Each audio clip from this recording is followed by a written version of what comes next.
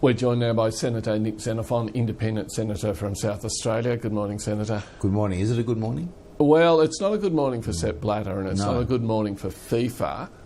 That whole kind of regime, if I can put it like that, appears to be unravelling. The concern that many Australians will have is, are there any implications, are there any connections for Australian soccer officialdom? Look, I hope it's the end for Sepp Blatter, although there are some people who fear that Sepp Blatter is to scandal what cockroaches are to nuclear blasts. He hasn't actually formally resigned. He says that he's going. If he is replaced by one of his cronies, then FIFA is in real trouble.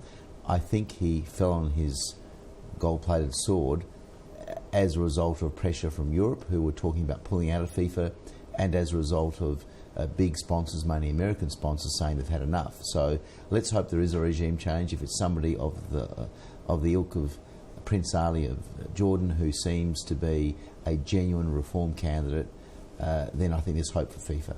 Should Australia keep in reserve backing that sort of threat that the Europeans and maybe the Americans have made to withdraw and set up some sort of rival organisation? Absolutely. I think obviously it doesn't make sense for Australia to do it unilaterally. We're not a big player in world football. But if the Europeans were going to do it, if the Americans were going to be part of it, then I think Australia might bring along with them other countries in Asia. So regionally, I think we would have an impact. But let's hope that doesn't happen. Let's hope that FIFA genuinely reforms itself.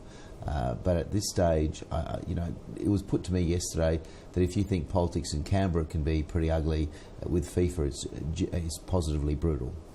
Now, the bribery allegations within FIFA, particularly about World Cup bids around Russia and Qatar, well, now there's revelations that they go back to at least 1998 with France and whatever. How concerned are you that the Australian bid was not completely above board when we were bidding for the 2022 games? Look, Frank Lowy has said that he was naive, and I have to take him at his word on that. I think what I'm worried about, and what I raised in Senate estimates a couple of nights ago, is the whole issue of governance in terms of the way that money was spent. Taxpayers' money, $42.25 million, was given to the FFA for the World Cup bid.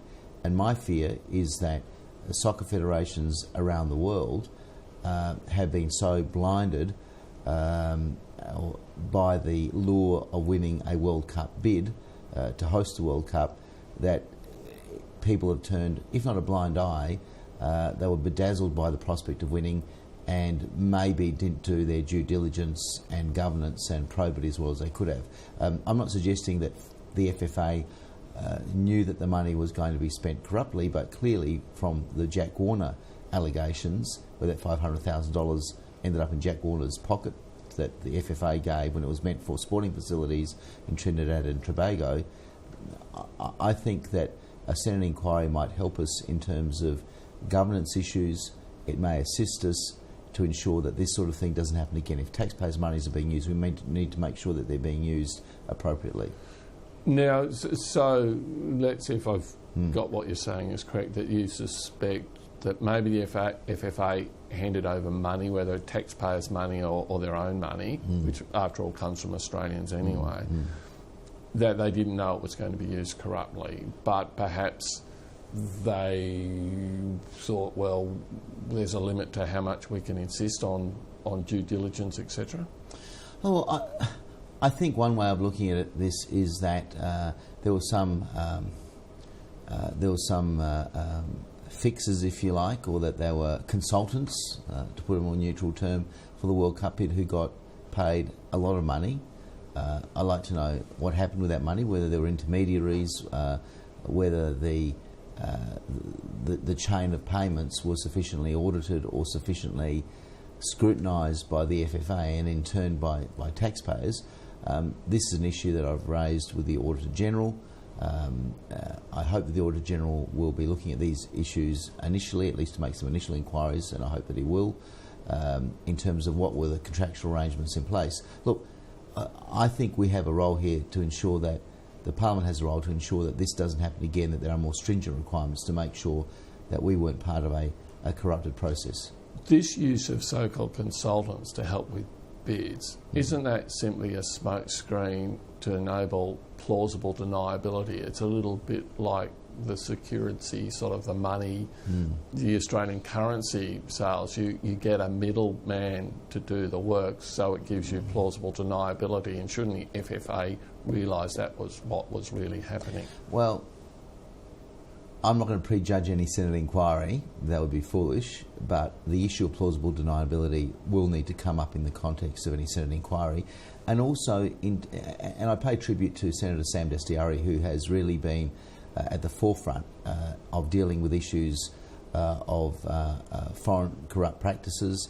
He gave a very powerful speech in the Senate a number of weeks ago about this and wants a Senate inquiry, and obviously I strongly support him on that, which wouldn't just cover FIFA but broader issues. In the United States, if there's a recklessness in the way that these payments have been made, then you could be pinged, where US corporations essentially have a much higher standard of care, have a much higher duty than Australian companies and Australian entities. And I think we need to look at how the US does things and how we do things, because at the moment you need to show a positive intent, positive knowledge that something dodgy was going on. So do you think we need similar laws here, not just for sporting bodies but for corporations across the board? Look, the short answer is yes, but let's see what form that will take. That's why I think a Senate inquiry that Senator Dastyari will chair will be a very useful and good exercise in trying to establish what the parameters are, what deficiencies there are in Australian law. But at the moment, even if you're reckless, you can't get pinged. And in the US, if you're reckless about where the money goes, then that's an offence. And I think we at least need to look at that.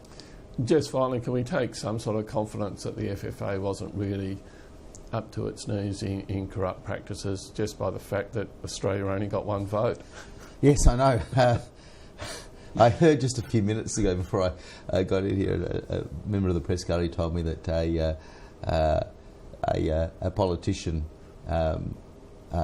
said that they were completely frustrated. You know, they said that this was one vote that they couldn't rig because they could only get one vote. Yeah. Not about the FFA, yeah. But they're saying that it seems that others had the dark arts of stacking the votes. Done much better than we could ever imagine, and I think that the fact is, I like to think that the Australian bid was pretty clean. I accept that Frank Lowy said that we were naive, but I also think when you've got close to $45 million of Australian taxpayer funds, we want to make sure that it went where it was meant to go. Okay, story that's got much further to go, but Nick Xenophon, thanks for your time today. All the best.